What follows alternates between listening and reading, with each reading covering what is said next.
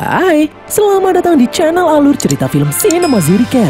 Kali ini, Mimin akan membawakan alur cerita dari film yang berjudul King Arthur, Legend of the Sword yang rilis pada tahun 2017 lalu.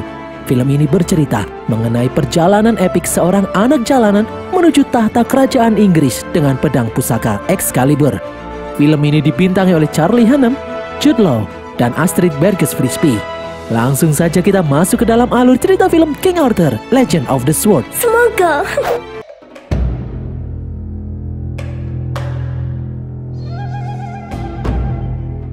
Dahulu kala, manusia dan penyihir hidup berdampingan dengan damai. Hingga pada suatu hari, muncul penyihir yang bernama Mordred yang berambisi menghancurkan kerajaan Inggris. Dia menggunakan sihir hitam untuk menyerang benteng terakhir Inggris yang bernama Camelot. Mordred mengendalikan gajah raksasa untuk membawa pasukannya. Raja Inggris, Uther Pendragon, berniat maju melawan Mordred menggunakan pedang pusaka Excalibur yang dia miliki. Adik Uther yang bernama Vortigern menyarankan Uther untuk menyerah karena musuh sangatlah kuat. Namun Uther tidak peduli, dia tetap berangkat pergi. Uther kemudian melompat masuk ke dalam markas Mordred yang ada di punggung gajah raksasa. Sementara itu, di luar, Jenderal Bedivere memimpin pasukan bertempur melawan pasukan Mordred. Di atas punggung gajah raksasa, Uther berjalan mendekati Mordred tanpa rasa takut. Pedang pusaka Excalibur berhasil menembus perisai api milik Mordred. Dengan sekali tebasan, Uther berhasil membunuh Mordred. Tiba-tiba, semua gajah raksasa yang tadinya di bawah pengaruh sihir hitam Mordred kini kembali sadar. Gajah-gajah itu kemudian pergi. Setelah peperangan berakhir, Vortigern mengusulkan untuk membantai semua penyihir. Vortigern menganggap semua penyihir itu berbahaya. Namun Panglima Bedivere dan Gus Vetpil tidak setuju karena menurut mereka tidak semua penyihir itu jahat. Buktinya, salah satu penyihir yang bernama Merlin membantu mereka dengan membuatkan pedang pusaka Excalibur. Tanpa pedang itu, mereka tidak akan bisa menang melawan sihir Mordred. Uther pun menyetujui saran panglimanya. Dia tidak menginginkan adanya peperangan lagi. Singkat cerita, Vortigern yang marah akhirnya melakukan kudeta. Vortigern sendiri masuk ke dalam gua ritual menemui iblis Sirens membawa istrinya. Vortigern melakukan ritual dengan mengorbankan istrinya sendiri untuk mendapatkan kekuatan. Uther yang sadar kalau di luar sedang terjadi kudeta membawa istri dan anaknya yang bernama Arthur untuk pergi dari istana. Uther menyuruh mereka berdua pergi menaiki perahu. Namun tiba-tiba kesatria iblis datang membunuh istri Uther. Uther pun akhirnya tewas di tangan kesatria iblis itu. Arthur kecil berhasil kabur dengan bersembunyi di dalam perahu yang membawanya ke kota Londinium. Arthur ditemukan oleh 3 orang pelacur yang membawanya ke rumah bordil. Arthur menghabiskan masa kecilnya dengan bekerja dan mengumpulkan uang. Arthur dididik oleh jalanan Londinium yang keras. Arthur juga mengikuti pertarungan jalanan untuk mendapatkan uang. Hingga setelah dewasa, Arthur menjadi pemimpin rumah bordil dan berandalan yang paling dihormati di Londinium. Belakangan ini, Arthur sering bermimpi tentang kesatria iblis. Arthur yang sudah lupa dengan masa lalunya hanya menganggap kalau itu hanya mimpi buruk biasa. Sementara itu, selama ini, Vortigern menjadi raja yang kejam. Dia juga sedang membangun menara di kuil di dekat istananya. Pada suatu hari, sungai di dekat menara tiba-tiba surut hingga menampakkan pedang Excalibur yang selama ini tertancap di batu di dasar sungai. Semua orang berusaha mencabut pedang itu, namun tidak ada yang berhasil. Melihat hal ini, Vortigern pun gelisah. Vortigern lalu menemui iblis Sirens. Dia bertanya, kenapa pedang itu baru muncul di saat menaranya sebentar lagi selesai. Iblis Sirens pun menjawab kalau keturunan Uther yang kini sudah dewasa akan muncul untuk merebut kembali tahtanya. Iblis Sirens menyuruh Vortigern untuk menemukan pemuda itu dan kemudian membunuhnya. Dengan begitu, maka pedang pusaka Excalibur akan tunduk padanya. Pada suatu hari, pasukan Blackleg yang dipimpin oleh Jax mendatangi rumah bordil. Jack berkata kalau dia sedang mengejar pemberontak yang bersembunyi di tempat ini. Jack memberitahu Arthur ciri-ciri pemberontak yang sedang dia kejar. Melihat orang yang dimaksud ada di sana, Arthur yang tidak mau cari masalah akhirnya menyerahkan pemberontak itu. Jack kemudian mengajak Arthur dan kedua temannya, Blackleg dan Whetstick, untuk berbicara. Jack memberitahu kalau pemberontak yang baru ditangkap bernama Gus Fat Bill. Selama ini, Arthur membayar Jack untuk mengamankan tempat bordilnya ini. Namun kali ini, Jack berkata kalau dia tidak bisa membantu Arthur karena dia mendapat laporan kalau Arthur telah menghajar pasukan Viking yang ada di dermaga. Arthur pun beralasan kalau para Viking itu telah menganiaya salah satu wanita penghibur di rumah bordilnya. Jack kemudian mengatakan kalau pasukan Viking itu berada di bawah perlindungan raja. Atas perbuatannya itu, Arthur akan mendapat masalah besar. Jack tidak bisa membantunya lagi. Sementara itu di dalam istana, Jenderal Mercia melaporkan kalau selama ini para pemuda di seluruh negeri sudah diwajibkan untuk mencoba mencabut pedang Excalibur. Namun hingga saat ini belum ada satupun yang bisa mencabut pedang itu. Vortigern lalu menyuruh Mercia untuk fokus menyelesaikan pembangunan menara. Malam harinya, rumah bordil milik Arthur kembali didatangi oleh pasukan kerajaan. Lek pun menyuruh Arthur untuk kabur. Di tengah jalan, Arthur berpapasan dengan beberapa pasukan kerajaan. Pasukan itu tidak mengenal Arthur. Mereka kemudian melihat kalau di tangan Arthur tidak ada cap tanda telah mencoba mencabut pedang Excalibur. Arthur pun dibawa menggunakan kapal bersama para pemuda yang lain yang juga belum mendapatkan cap. Nanti setelah mencoba mencabut pedang Excalibur, mereka akan mendapatkan cap. Sesampainya di tempat pedang Excalibur berada, satu persatu pemuda berusaha mencabutnya, namun tidak ada yang berhasil. Arthur yang merasa tidak sabar langsung maju menyelah antrian. Di saat Arthur memegang pedang itu dengan dua tangan, tiba-tiba tanah bergetar. Secara mengejutkan, Arthur berhasil mencabut pedang itu. Arthur pun kemudian pingsan. Setelah siuman, Vortigern menemui Arthur di dalam penjara. Vortigern berkata kalau dia senang akhirnya bisa bertemu lagi dengan keponakannya. Namun Arthur yang sudah lupa berkata kalau dia tidak mengenal Vortigern. Vortigern pun memberitahu kalau hanya keturunan Utherlah yang bisa mencabut pedang itu. Namun Arthur masih menyangkalnya. Arthur mengatakan kalau dia hanya pemuda berandalan biasa di Londinium. Vortigern pun menjawab kalau Arthur akan membuktikan semua itu di upacara nanti.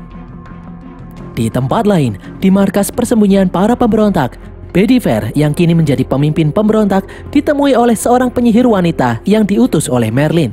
Mereka berdua telah mendengar kabar kemunculan Arthur, anak dari Raja Uther yang kini sudah dewasa. Mereka berencana untuk membebaskan Arthur. Singkat cerita, Vortigern berniat akan memenggal Arthur di hadapan rakyatnya. Arthur pun tidak bisa melakukan apa-apa karena Vortigern mengancam akan membunuh semua orang yang Arthur kenal jika Arthur melawan. Arthur kemudian dibawa ke hadapan rakyat. Jenderal Mercia menyuruh Arthur menunjukkan kekuatan pedang Excalibur. Namun Arthur hanya diam saja karena dia tidak bisa. Arthur pun akhirnya akan dihukum mati karena dianggap telah menipu semua orang. Di saat Arthur akan dieksekusi, penyihir mengendalikan seekor burung elang untuk mengganggu Algojo. Dia juga membuat kuda dan anjing-anjing mengamuk menyerang prajurit. Suasana pun menjadi kacau. Dua pemberontak bernama Percival dan Rubio kemudian membebaskan Arthur dan membawa pedang Excalibur. Mereka membawa Arthur kabur menyeberangi sungai. Mereka kemudian membawa Arthur naik kuda menuju suatu tempat. Setelah beberapa hari berkuda, mereka akhirnya sampai di markas pemberontak. Di sini Arthur bertemu dengan Bedivere dan Gus Fat Bill. Arthur masih berpikir kalau dia bukanlah keturunan raja, dia ingin pulang. Namun Bill memberitahu kalau rumah bordil tempat Arthur berasal sudah dihancurkan. Bedivere kemudian menyuruh Arthur mengeluarkan kekuatan pedang Excalibur. Namun Arthur menjawab kalau dia tidak bisa. Bill pun akhirnya memukul Arthur untuk memancing amarahnya.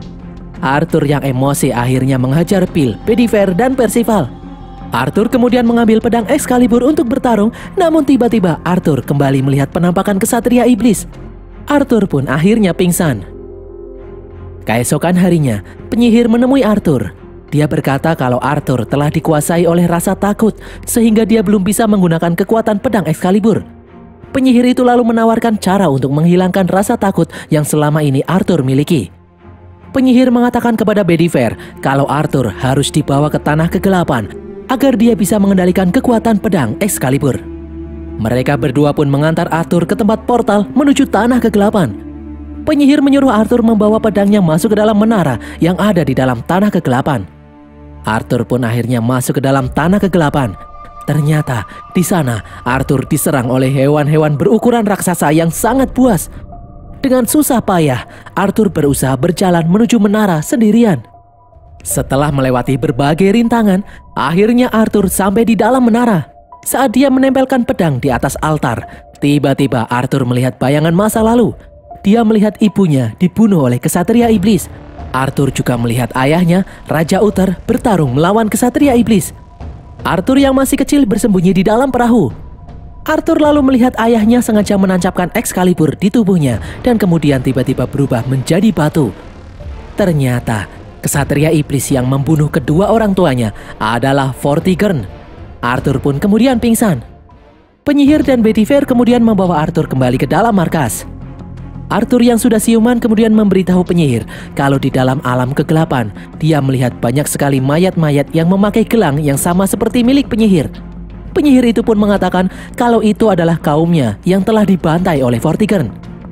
Arthur lalu memberitahu kalau menara yang ada di dalam alam kegelapan sama dengan menara yang saat ini sedang dibangun oleh Vortigern.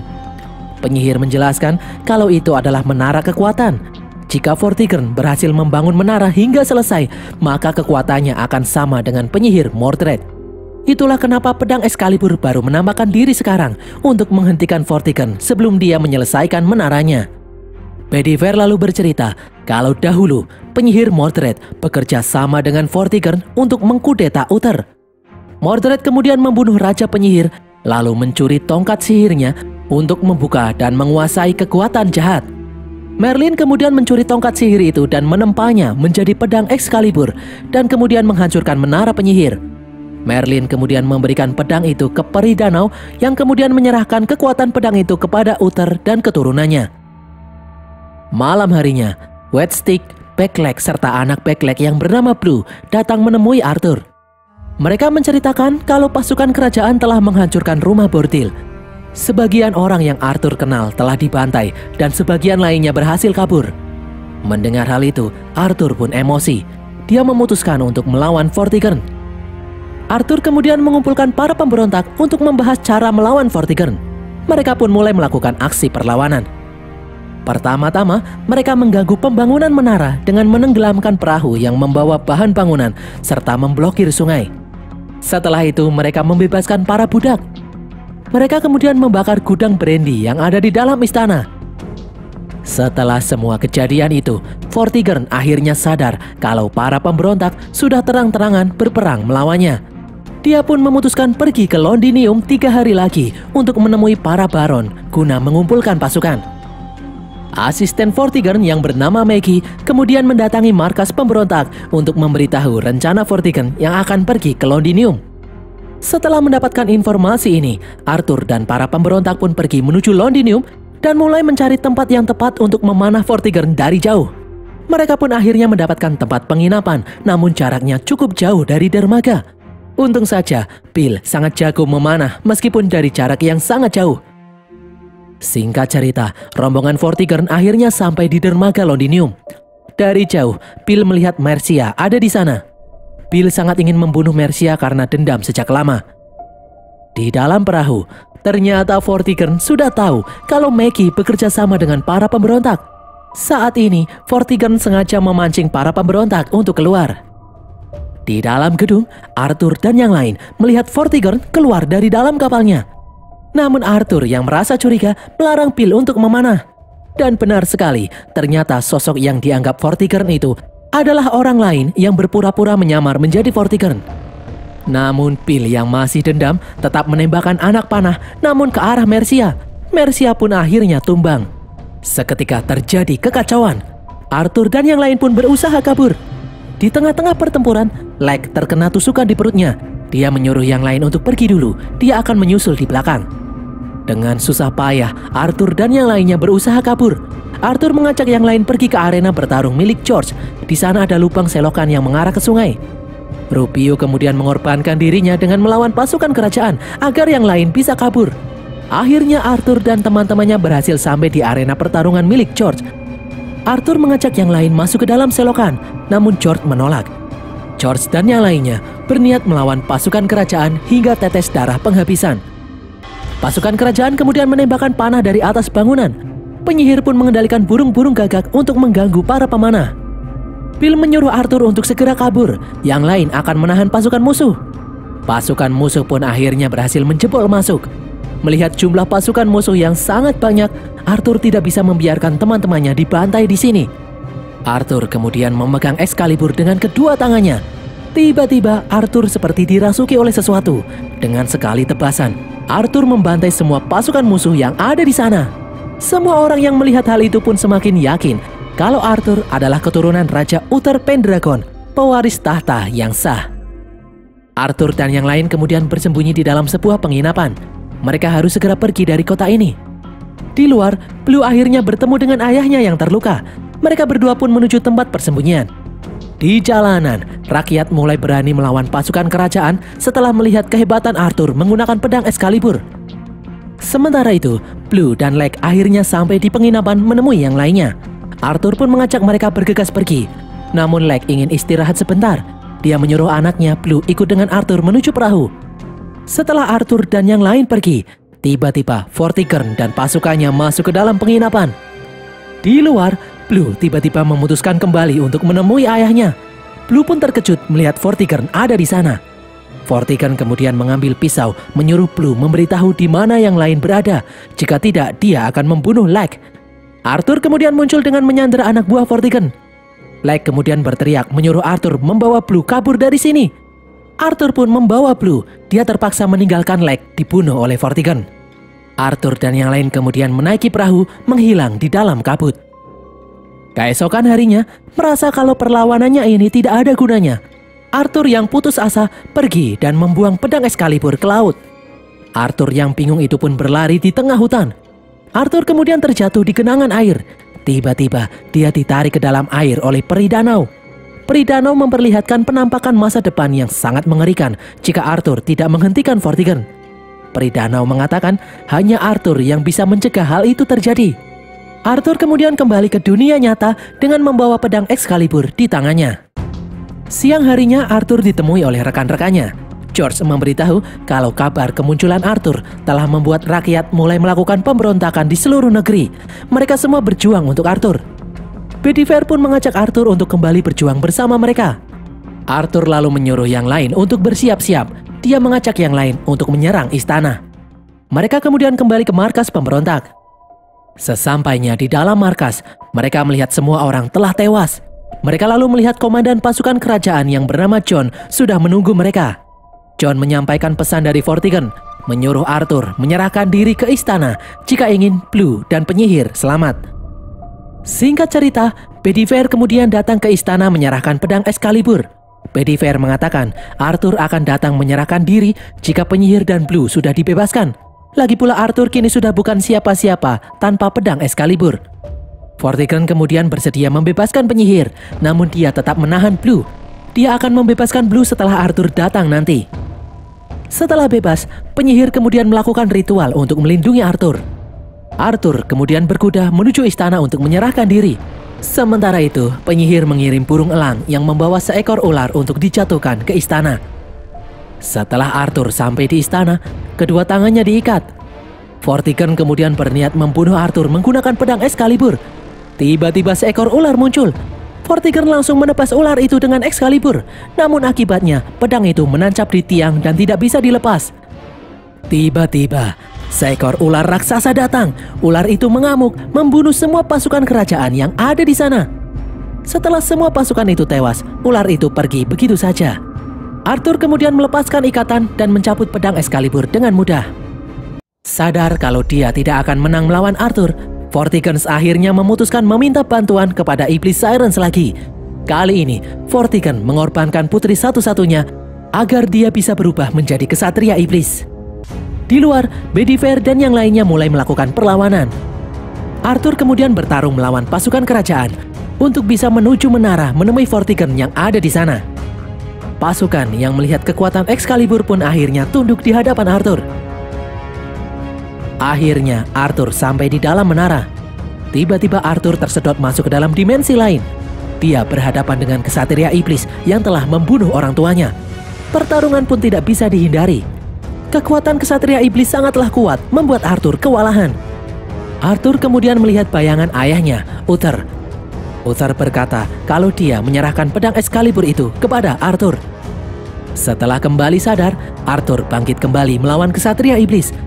Kali ini, Arthur bisa mengimbangi kekuatan kesatria iblis. Dia bahkan melukai kaki iblis itu. Arthur menyerang kesatria iblis bertubi-tubi. Arthur akhirnya berhasil menusuk perut kesatria iblis, membunuh kesatria iblis itu. Kesatria iblis yang sudah tewas itu pun berubah wujud menjadi Vortigern. Menara sihir kemudian hancur bersamaan dengan tewasnya Vortigern. Singkat cerita, Arthur pun diangkat menjadi raja. Dia mengangkat Bedivere dan yang lainnya menjadi penasehatnya di meja bundar. Arthur menjadi raja yang bijaksana dan dicintai oleh rakyatnya. Dan berakhirlah alur cerita film King Arthur Legend of the Sword ini guys. Semoga kalian terhibur. Pesan yang kita dapatkan dari film ini adalah, jika kalian dibesarkan di rumah bordil, jangan pernah putus asa. Siapa tahu ternyata kalian adalah anak raja yang dibuang. Tulis kritik dan saran kalian di kolom komentar. Jangan lupa subscribe dan follow media sosial kami. Dan sampai jumpa di konten kami berikutnya. Bye.